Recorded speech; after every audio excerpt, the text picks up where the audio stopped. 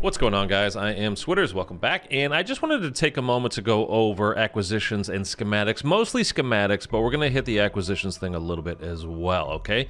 So just to show you how they work, there's a cooldown period for them, how to find everything, to make sure you're finding everything okay, make sure you're understanding how everything works okay. All right, so just from our homepage here on, once we get into zombies, on our controller, we're going to right bumper over to gear, and then this is what all we have for our stuff right now for our current operator. You can change operators, which would change your entire loadout, change what's in your backpack, change what size backpack you have, all that kind of stuff. So anyhow, we're going to scroll over and we're going to come up to our backpack, okay? Now these are the things that we have in there available right now. These things in here are all acquisitions, meaning they are one-time use items. So let's say I load into a game right now. I've got an uncommon ether tool, I have Deadshot Daiquiri, and I have stamina up right here, etc, etc, etc. So I load into the game and I'm like, okay, right off the bat, I'm just gonna go ahead and use my uncommon ether tool, so I upgrade my gun, and then I'm gonna use these couple of perks, and I'm gonna put the ammo mod on my gun. So now those four things would be gone forever, okay? I've used them. They are no longer, I can't take them out of the game with me anymore. They're gone. I don't have them forever. They're not reusable. Okay, so now they're gone. But how you get these items is you can either find them in-game or you can craft them yourself. So when you come to your rucksack, you can either press, as you see on an item, you can press swap, meaning it would take you into here, and then you can go into your acquisition stash and see like, hey, no, I actually, instead of that, I want to have cryo freeze on, or whatever, anything else that you might have in here. Or if you just find an open slot, you can click on select to add an item, okay, and then again brings you to your stash. Same thing, you can add whatever you want there. You can also, as you, well actually let me point this out real quick. Once you go in here, I'm going to click swap on this. You go into your acquisition stash.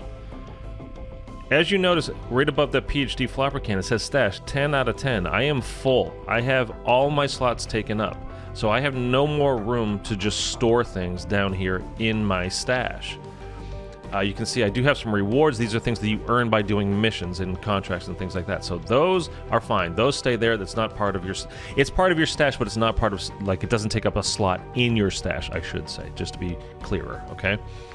So, again, you go back to your stash, and it's like, well, okay, I'm completely full. Like, you've got to truly manage what you need and what you don't need. Like, Epic Ether Tool, like, okay, should I put that in my loadout right now? Am I going to go to, like, the tier 3 level and really, like, fight the worm boss? Or am I just loading in to get some camo grinding done and a few basic missions that I can probably do in the tier 1 level of the map? Like, probably don't need the Epic Ether Tool. Maybe I'll use the uncommon Ether Tool. Much better use of my equipment here.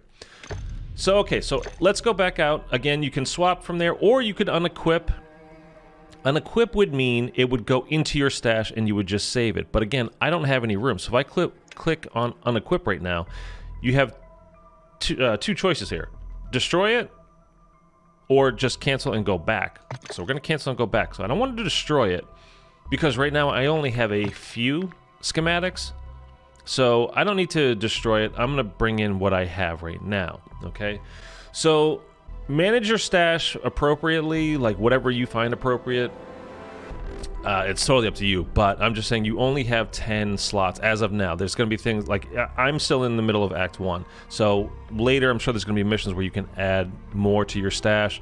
You'll be able to craft more things, you'll be able to hold more things, but for now, that's what I have available, is 10 out of 10. So anyhow, so the actual schematics is where you craft those one-time use items known as, again, acquisitions. So let's go into our schematics and see what we have. So for me, I have an uncommon ether tool.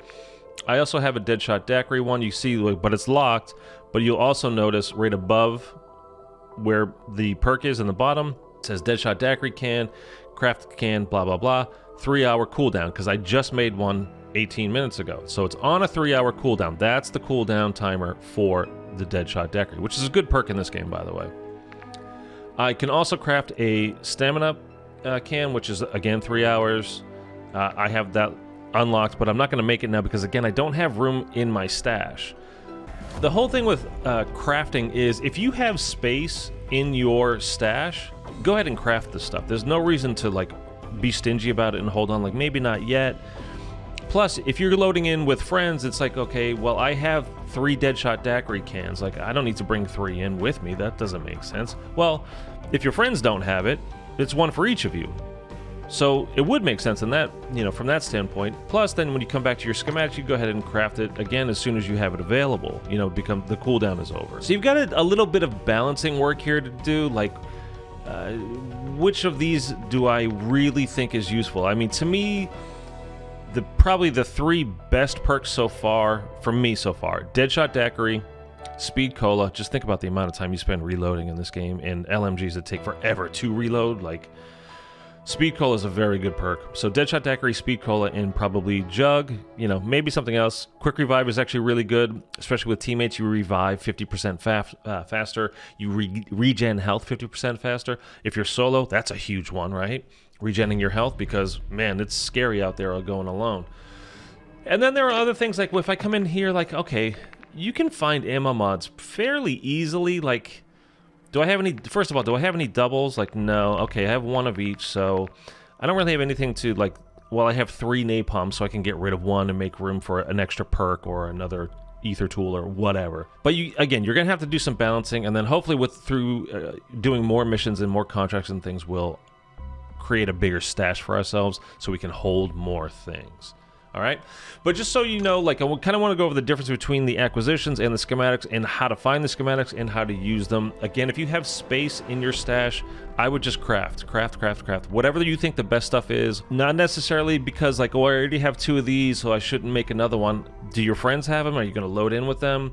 Are you going to load in with some randoms? And, like, just, hey, if you're helping your random teammates out, you're helping yourself, because they're going to be able to pick you up.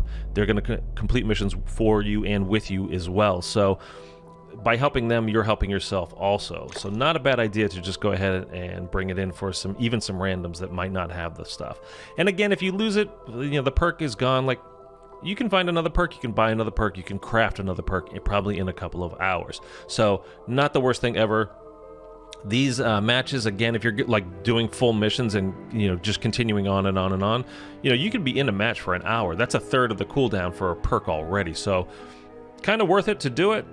Anyhow, you guys let me know how you're getting along. I will say very quickly, playing this game solo is really not very fun. Playing with friends and teammates is a ton of fun. I'm really enjoying playing with other people. Again, playing solo, it's a super grind. It feels dangerous all the time. It feels like, man, if I go down, I'm losing all my, like, look at me right now. I have a large rucksack. I have a 3-plate vest. I have a self-revive.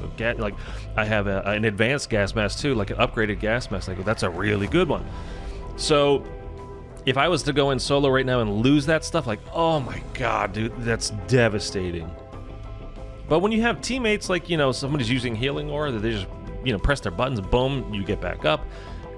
You're keeping that self-revive. You don't have to use it every time you go down. Like, it's a lot of fun. I think I'm going to make a video on things that I think the game needs to improve upon. But like I said, with teammates, it's a lot of fun. Solo, not so much, man. That bums me out because I am mostly a solo player. But all that means is I'll be playing with my subscribers more and more this year. And we did it yesterday on stream. It was a ton of fun. I'll be doing it later today on stream. So I'm sure that'll be great as well. Anyways, guys, if this was helpful, drop a like, subscribe, and catch me back here again for some more helpful tips and some live streams going on.